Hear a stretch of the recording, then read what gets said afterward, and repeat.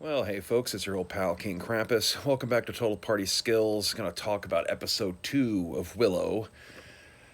Of course, I've seen an ever increasing trickle, not a whole ton of them, but an ever increasing trickle of videos from the usual suspect YouTubers who want to make this show out to be the most wokest thing that ever woked before. And it's not.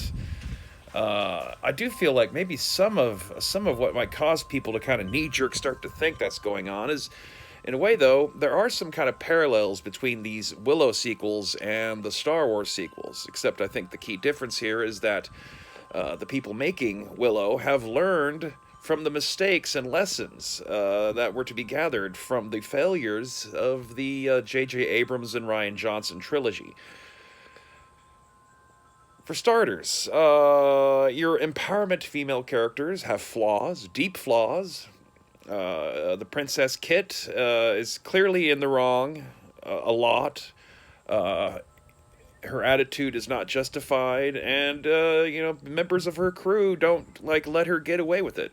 In fact, it was mentioned by her mother Sorsha that all the women in their family, as descendants of Bav Morta, have a bit of a dark side that they have to keep a check on. And just because she was one of the first characters shown in the first episode doesn't mean she's the main character by any stretch. If there's a main character that isn't the titular character Willow, it's probably Alora Danan, which is, I feel, fairly justified by the events and setup of the original Willow movie, that she was going to grow up to be the chosen one and save the world and all that. So having her be a major component of this series seems to be a natural fit. And despite, being a predestined chosen one to save the world, yada, yada, yada, she's not getting the Daisy Ridley Ray treatment. She struggles. She has flaws. Not everything comes to her naturally. Most of the second episode is her trying to do the most basic of spells and doesn't really pull it off till the very end when she's getting knocked out and kidnapped. You know, in terms of whatever diversity casting is going on, if that's the thing that's woke, there's Willow does not come with the baggage of lore that, say, the Middle Earth does. There's no reason to say that some of the surrounding lands of Tir Asleen and Galadorn are populated by people who have kind of a Vedic appearance, or I mean, period. Like the non-white people who are in the main cast are all actually Caucasians. They're just from those darker skinned branches of Caucasians. So I don't really know what the fuck the problem is on that front. The little bit of lesbianism was, it was just kind of hinted at, strongly, but hinted at in the first episode. Was not really there in the second episode at all. The princess Kit, who's involved in this budding girl on girl romance, which they haven't even really established if it's been consummated or not. It's just some extreme affection that some girls would say is just normal for girls and isn't sexual at all. It's just everyone's got to read stuff like that into every little thing nowadays. But it's not like Princess Kit's reasoning for not wanting to, get married to Graydon has anything to do with the fact that he has a penis. It's just more that she doesn't really know the dude. That she's not opposed, I can't enter into this political marriage because it defies my sexual orientation. And there's none of that in there.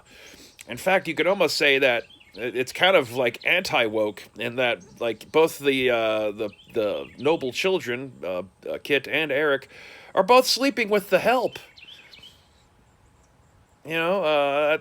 That's not good power dynamics. To be having romantic relations with people who are way below you in rank, especially when you actually have noble title and all that.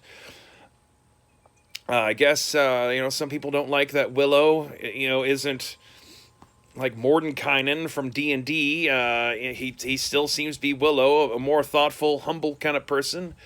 Not riding in on a horse, shooting laser beams from his hands, and doing everything himself. I really don't understand exactly what the expectations people seem to have had for what the show was going to have come from, because they don't seem to map onto anything aside from, like I said, I don't know what. It's weird. Willow is acting like Willow was in the show. And he was, yes, the movie was called Willow, but, like, he was part of an ensemble, leading up to him being found and becoming part of the group, and the people learning to realize that the guy's actually wise and they should listen to him. That all seems like character development to me. But he didn't get the Daisy Ridley treatment of being just immediately awesome and good at everything, and so apparently, that's another reason to complain about this show. I don't know. I feel that too much of the negativity around the show is purely, based on people's political stances and opposition to Disney on some sort of misguided principle. They're not giving the show a chance, and they're actively turning people away from giving it a chance. They're preloading you up with all these things that you'll have in your head that'll ruin the experience for you because you're going to be looking for them out of context. Seriously, it's a perfectly fine show. It's not Shakespeare. It's not grim, dark adult fantasy like Game of Thrones, but neither is it the Star Wars sequels. It's better than Rings of Power. As I've said before, it's better than most of the Star Trek shows.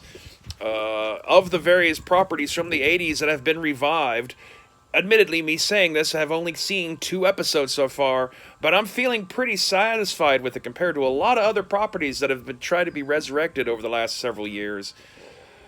And it just saddens me that everyone is just so hung up on, teaching Disney a lesson, that, they're going to throw a perfectly good show under the bus, basically, to do so, and convince a bunch of people that there's something going on with it that's not at all going on with it. So, I say give it a shot. I say give it a chance.